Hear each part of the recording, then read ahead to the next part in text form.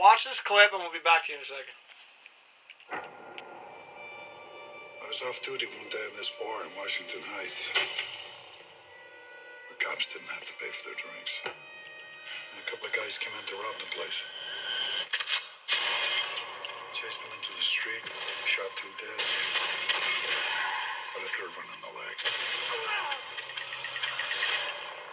Why aren't you a cop no more? You see, one shot, well, the bullet took a bad hop.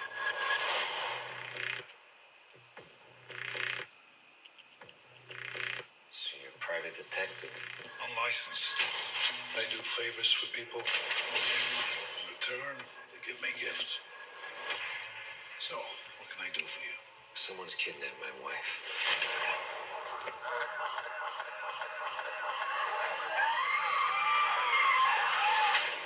I paid them, but they killed her anyway. I want you to find the men who did this and bring them to me. Whoever it was took your wife. Didn't just pick your name out of a hat. I've been following her. I know your schedule. I've done this before. I'm going to do it again.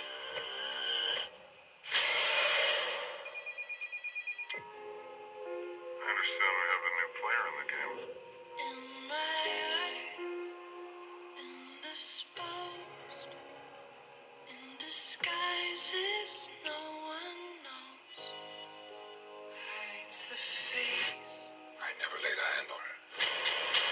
The other two, they're the ones you better worry about. I call son, won't you come?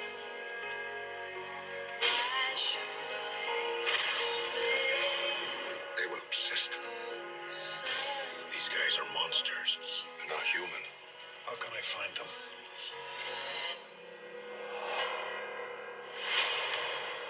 People are afraid of all the wrong things. And once you're in the van, they're just body parts. You've dealt with situations like this. Not like this. I call son, won't you come? You done watching the clip? Okay, that was a clip from the trailer of A Walk Amongst the Tombstones. Yes, I think I said it right. My throat's pretty sore. Liam Neeson's newest movie. And I have to admit, when I first saw the trailer, I thought Taken 3. Yeah. I actually thought, oh, it's another Taken 3, you know, it's the same kind of thing. Well, they show the thing with the phone, and it's like he's on the I phone know, all the time in all the other movies. And that's what similarities end, I actually find. I find that, unlike the Taken series, this was not action-packed nonstop. It actually felt like a real detective story. It was. He did good detective work. That's what it was. This was a gumshoe story where he's pacing the streets and so forth. For those of you who don't know, there's a flashback to 1991, which explains why he stops being a cop. The movie is set 6 months before the year 2000. It's set in New York, so it's another New York story. 2 in a row this week, you know, and so forth. The cinematography is, I would say, 90% good. Spoiler, except for the last shot. Would you not agree? Last shot was really bad. Was bad. You can, was bad. you can like, I'm gonna say something that's, I guess, spoiler. You can like tell that it's green screen. At the It's end. kind of like. Okay, this is it. Liam Neeson is sitting down, and the background is moving faster than he is. It doesn't make It's a bad shot. The story itself is basically he's playing a private detective named Matt. There's a little sidekick called TJ. He's actually doing a favor for, you know, and so forth. It's basically trying to solve murders and a kidnapping. I do have to admit, I feel like I've seen this story before, read it before. I'm not sure exactly where, but it feels like I know this story at all. A little bit predictable at the end. I will say that. I mean, it starts tomorrow in theaters. Would I recommend seeing this in the theater? Well, if you're a fan of his, you'll go see it.